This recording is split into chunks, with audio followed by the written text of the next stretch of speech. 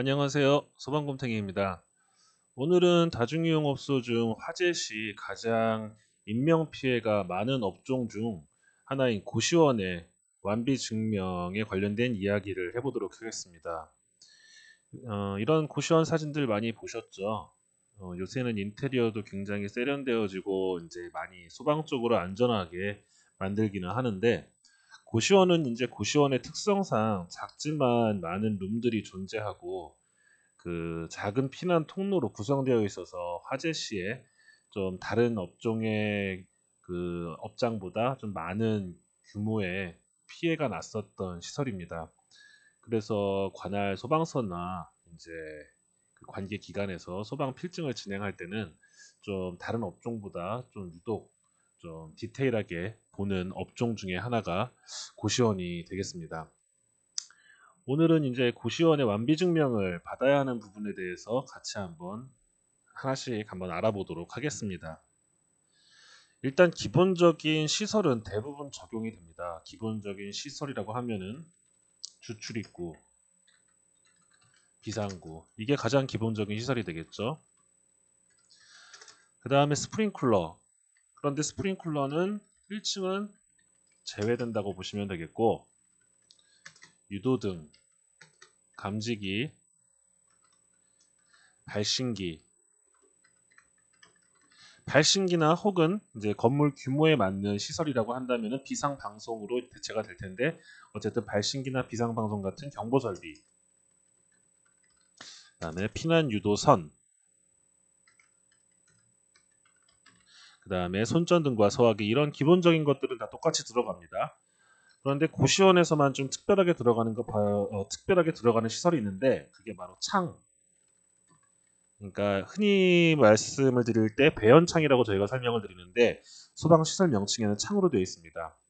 이런 창들이 이런 창이 다른 소방 시설들과 같이 병행이 되어서 적법하게 적법한 위치에 적법한 수량만큼 배치가 되어야 신규로 완비 증명을 받는 데 지장이 없습니다. 그러면 오늘은 여기에 시설 중에서 먼저 주출입구와 비상구 그리고 창에 관련된 내용을 정리하도록 하겠습니다. 고시원의 시설 또한 여러 가지이기 때문에 한 번에 정리하기에는 좀 무리가 있어서 오늘은 여기에 말씀드린 내용 중에서 주출입구와 비상구 그리고 창에 관련된 내용만 정리 한번 해드리고 다음 시간에는 나머지 시설에 관해서 조금 더 자세하게 정리 한번 해보도록 하겠습니다. 먼저 고시원의 주출입구와 비상구에 관련된 내용을 정리 한번 해보도록 하겠습니다. 주출입구하고 비상구는 규격 모두 동일합니다. 가로 75cm, 세로 150cm, 가로 75cm, 세로 150cm 이상 모두 확보가 돼야 됩니다. 주출입구와 비상구의 재질 또한 방화구의 선상이면 방화문이나 방화 성능을 갖춘 유리문 등으로 하여야 되고 방화구의 선상이 아니면 유리 같은 불연 재질의 문으로 설치하시면 됩니다. 그런데 여기서 이제 하나 중요한 내용을 말씀을 드리자면은 보통 다중이용 업소는 비상구를 한 개소 이상 내지를 않습니다. 보통 이제 주출입구 하나에 비상구 하나를 보통 내게 되는데 장변에 2분의 1 이상 있으면 비상구를 추가로 또 설치할 필요가 거의 없기 때문이죠. 하지만 고시원은 좀 다르게 보셔야 됩니다. 고시원의 특성상 복도가 있고 고시원의 규모나 룸의 배치 상황에 따라서 비상구가 미로처럼 될 수도 있고 복도가 한 개 아닌 두 개 혹은 세 개 이상으로 나뉘어서 설치되는 고시원이 종종 있습니다. 그것과 관련되어서 소방서에서는 몇 년 전 새로운 지침을 내려서 복도가 여러 개 있을 경우 그리고 복도의 구조 등을 보고 비상구를 한 개가 아닌 두 개 또는 세 개 이상 설치하여야 완비를 진행할 수 있도록 하고 있습니다.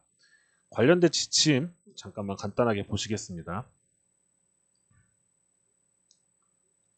지금 이게 이제 각 소방서의 지침으로 이제 내려왔던 내용들인데 이 설치 예시를 보시면은 이게 지금 화면이 좀 흐릿해서 잘 보이실지 모르겠지만은 이 왼쪽 게 이제 기존 이제 완비를 진행할 때 냈던 부분이라고 생각하시면 돼요. 지금 이렇게 죄송합니다. 이거를 보지 마시 이렇게 이걸 보세요 한번. 지금 여기가 이제 주출입구가 됩니다. 여기 건물 메인 계단이 있고 이쪽에 이제 비상구를 설치하게 되는 거죠. 기존에 주출입구하고 비상구가 이렇게 복도를 통해서 쭉 한 번에 이어져 있죠. 이런 식으로 이제 진행이 이렇게 진행이 됐었습니다. 복도가 이렇게 한 개소일 경우.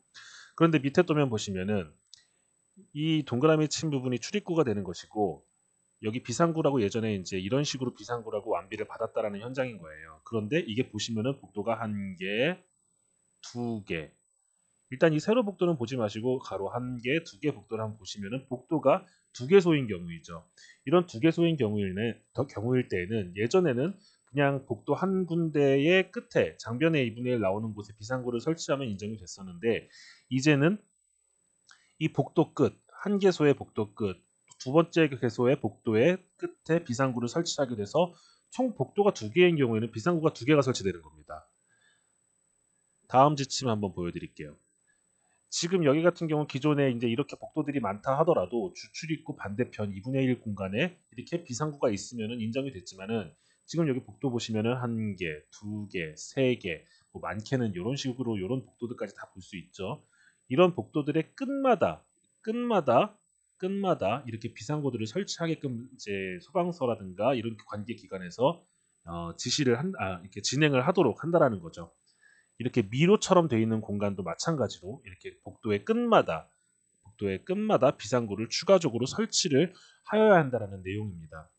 지금은 이런 지침을 따르지 않으면은 이제 완비를 진행할 수가 없게 됩니다. 참고로 제가 진행했던 현장의 도면을 한번 보여드릴게요. 지금 이 현장 같은 경우는 제가 직접 완비를 진행했던 현장인데 아까 지침에 나왔던 거랑 거의 비슷한 구조였습니다. 이 건물 계단으로 올라와서 고시원의 출입구가 되겠고 복도가 이렇게 가로로 길게 두 개가 되어 있었습니다. 그 지침에 해당되는 내용들을 적용을 시켜야 완비가 가능했었기 때문에 이렇게 비상구를 설치했던 현장들이 있고요.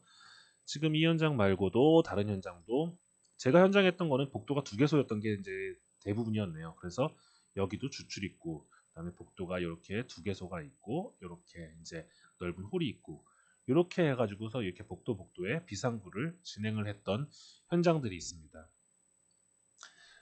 이렇게 이제 고시원의 구조 등을 면밀하게 살핀 다음에 그 다음에 계획 단계부터 어떻게 공사를 형성할 것인지를 확인하시고 그에 맞는 비상구의 개수와 위치를 정하고 공사를 하셔야겠습니다.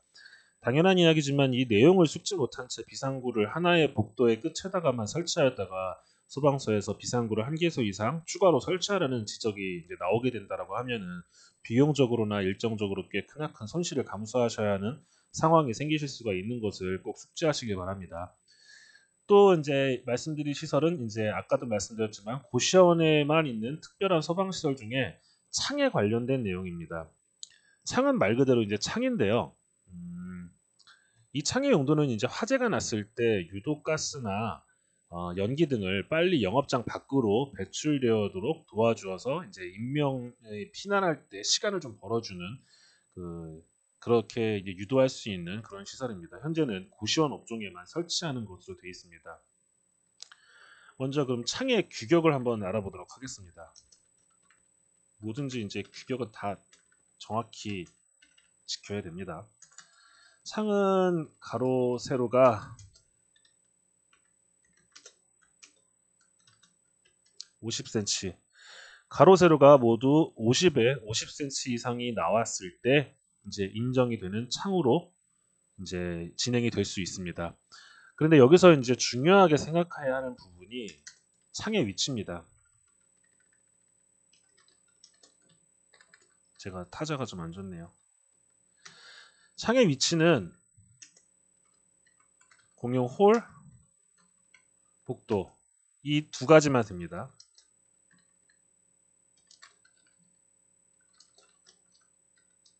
구획된 실에 있는 창은 인정이 되지 않습니다.